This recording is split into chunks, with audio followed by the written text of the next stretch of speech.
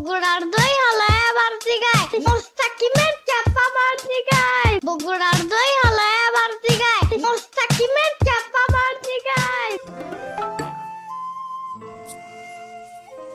ঠাকুমা, ও ঠাকুমা, বাড়িতে আছো নি? ঠাকুমা, ও ঠাকুমা, বলি কানের কি মাথা খেয়েছো ঠাকুমা? ও ঠাকুমা। ওরে কে রে, কে এসেছিস এই ভর দুপুরে? ও ঠাকুমা, আমি নিতেন্দ্রনাথ। কি নাথ? দাঁড়া দাঁড়া, আমি বুঝতে পারছি না রে, একটু ধারে এসে নি, ঘর থেকে বের হয়ে নেই। ও এ যে নিতু, তো বাচ্চা নিতু, কতদিন পরে এলি? এই বুড়ো ঠাকুমাকে মনে পড়লো তবে? তা তুই ভালো আছিস তো বাচ্চা নিতু? আরে হ্যাঁ হ্যাঁ, আমি ভালো আছি, কিন্তু তোমাকে আমি কতদিন বলেছি ঠাকুমা আমাকে মিতু বলে ডাকবে না। আমার তো একটা ভালো নাম আছে নাকি? নিতু কোনো ছেলের নাম নাকি? নিতু তো একটা মেয়ের নাম। তোমাকে কতদিন না বলেছি আমার একটা সুন্দর নাম আছে, নিতেন্দ্রনাথ। ওরে বাছা, তোকে এত আদর করে ডাকি, আর তোর যেই খটোমটো নামটা আমার বাবু মনে থাকে না। দাঁড়া দাঁড়া, আবার একটু বল দেখিনি, কি বলেছিস যেন নামটা? আরে হ্যাঁ গো হ্যাঁ ঠাকুমা, নিতেন্দ্রনাথ, নিতেন্দ্রনাথ। হ্যাঁ, কি নিতনাথ, নীতি না, দূর সাই, কিছুই তো মনে থাকে না। কি বললে, কি একটা নাথ? আমার যে দুইটা দাঁত আছে, তোর এই ঘটনা আমি তো বলতে গিয়ে তাও মনে হয় পরেই যাব। দাঁড়া, আর একবার একটু বল তো দেখি। হয়েছে হয়েছে, থাক থাক থাক বাবা, তোমাকে আর কষ্ট করে আমার নাম উচ্চারণ করতে হবে না। তুমি তো পুরোই আমার নামটার 12টা বাজিয়ে দিচ্ছ। তুমি আমাকে ওই নিতু নামেই ডেকো। তা বল, কেন আসছিস এই ভর দুপুরে? আরে ঠাকুমা, তুমি তো লিচু খেতে ভালোবাসো, সেই জন্যই এই লিচু দিতে আসছি। দিদি পাঠিয়েছে গো। আজকে আমাদের গাছে লিচু পেড়েছি, কিন্তু জানো তো লিচুগুলো তেমন পুষ্টি হয়নি, আর বৃষ্টি হয়নি তো তাই এই অবস্থা। কি বললি বাসা, লিচু এনেছিস? খুব ভালো করেছিস, আমি তো সত্যি লিচু খেতে খুব ভালোবাসি। কই দে, দে দেখিনি, আমাকে দে তো। ওরে নিতু, তোর সাথে এটা খেয়ে রে, দেখি তুই একটু ভালো করে। ও ও তুই ওই শ্রাবণীর ভাগনাটা না? শিরামণি না সাম্বা। ওই তো এই একই কথা বাবু, শ্রাবণীও যা, ওই সাম্বাও তা, একজনই তো নাকি? কথা হইলে কথা তা না, তুমি কি বুঝবা বুড়া মানুষ? কি বুড়া? বুড়া কইতছ কেন? বুড়া হইলে কি হবে?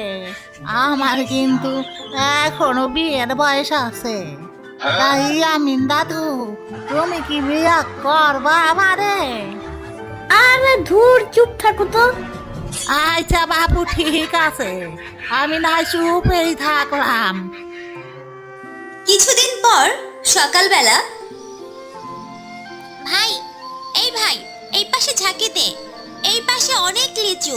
ভাই, এ ভাই, পূব দিকে আয়, এখানে একটা ঝাঁকি দে, এখানে এক থোকা লিচু পেকে আছে, দেখ ভাই। আরে হ্যাঁ দিদি, হ্যাঁ ঝাঁকি তো দিচ্ছি। এবার ঝাঁকি দিতে দিতে আমি নিজেই না আবার পড়ে যাই। আরে ধুর বোকা, তুই পড়বি না, তোর গায়ে তো কোনো ওজনই নেই, কিভাবে পড়বি? আচ্ছা আচ্ছা, অনেক লিচু পাড়া হয়েছে ভাই, তুই নেমে আয় সাবধানে। ভাইরে আমার, তোর তো অনেক কষ্ট হয়েছে লিচুগুলো পাড়তে। হ্যাঁ দিদি, কষ্ট তো কিছু হয়েছে, কিন্তু মনটা ভীষণ খারাপ। লিচুগুলো তেমন একটা পুষ্টি হয়নি। আরে ভাই, বৃষ্টি হয়নি তো, বল লিচুগুলো কিভাবে পুষ্টি পাবে? বৃষ্টি হলে লিচুগুলো আরো অনেক বড় হতো। ভাই তুই এক কাজ কর, ওই পারে যে আমাদের ঠাকুমা আছে না, হ্যাঁ হ্যাঁ ওই যে বাবুদের ঠাকুমাটা, হ্যাঁ হ্যাঁ ওকে এই গামলায় লিচু দিয়ে আয়। ঠাকুমা লিচু খেতে খুব ভালোবাসে। আরে দিদি, 2 দিন আগেই তো ঠাকুমাকে কতগুলো লিচু দিয়ে আসলাম, আজকে আবার দিয়ে আসবো? এই এই তোর ব্যাপারটা কি বলতো? ঠাকুমা প্রতি তোর এত ভালোবাসা কেন? ব্যাপারটা কেমন যেন লাগছে আমার। এর মধ্যে আবার তুই কি এমন ব্যাপার দেখলি রে? তোর না সব কিছুতেই বাড়াবাড়ি। যা যা, তোকে যেতে হবে না, আমি যাচ্ছি। হ্যাঁ রে তুই যা, তোর মনে মনে যে কি মতলব আমি একটু একটু আশ করতে পারছি। এরপর তুলি লিচু নিয়ে ঠাকুমার কাছে গেল। ঠাকুমা, ও ঠাকুমা, কোথায় তুমি? তোমার জন্য লিচু নিয়ে এসেছি। আরে তুলি দিদু ভাইতে, আয় আয়, অনেকদিন পরে এলি। আমার কথা কি তোর মনেই পড়ে না? বারে, মনে পড়ে না মানে কি বলছো? মনে না পড়লে কি ভাইয়ের হাতে তোমার জন্য লিচু পাঠাতাম? বলো। মনে পড়েই না তো, তাই জন্য তো নিজে না এসে ভাইকে পাঠিয়েছিলি। বাবরে বাবা, তোমার জিততেই হবে। ওকে যাও, তুমি জিতেছো, খুশি এবার? পাগলি একটা। ও দিদু ভাই বস, এই নে কুলি পিঠা খা। আজ তোর বাবুদা আসবে শহর থেকে, তার জন্য বানিয়েছিলাম। ও ঠাকুমা, বলি ঘরের মধ্যে এত জোরে জোরে কার সাথে কথা বলো? তোমাকে কি ভূতে ঢুতে ধরলো নাকি এই ভর দুপুরে? হ্যাঁ, ওই ওই যে এসেছে আমার পাগল নাতিটা। আরে না রে, আমাকে কেন ভূতে ধরবে? আমি তো তোর ভূত ছাড়ানোর ব্যবস্থা করছি। এই দেখ কে এসেছে, দেখ একবার। বাবু আর তুলি দুজন দুজনকে দেখে খুব লজ্জা পায়। দুজনের কেউই একে অন্যের দিকে আর তাকাতে পারে না। থাক থাক, আর লজ্জা পেতে হবে না। আমি এ লজ্জা ভাঙার এক পাকাপোক্ত ব্যবস্থা করছি, দাঁড়াও তোমরা।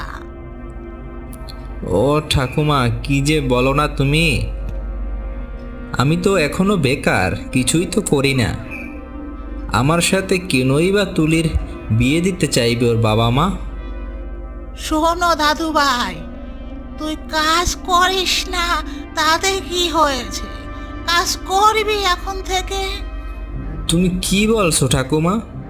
তুমি কি জানো বর্তমান দুনিয়ার কি হালচাল? চাকরির বাকরির বাজার একটুও ভালো না। যখন তখন চাকরি পাওয়া মুখের কথা না।